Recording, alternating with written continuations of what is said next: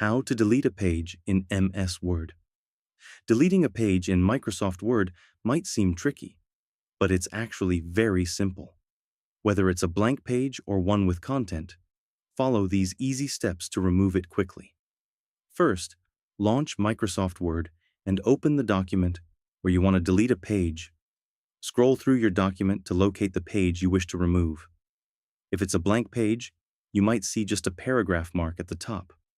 Click and drag your cursor to highlight all the text, images, or blank spaces on the page. If it's a blank page, place your cursor at the beginning of the page.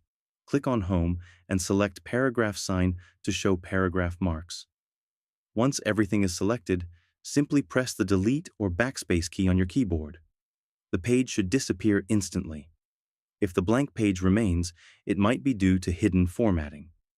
Go to Menu Bar and click on Home, then select Paragraph Mark to see paragraph marks and delete any extra ones at the end of the document.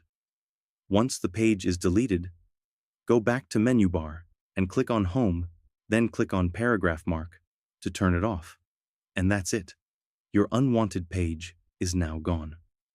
If you found this helpful, don't forget to like, subscribe, and hit the bell icon for more Microsoft Word tips.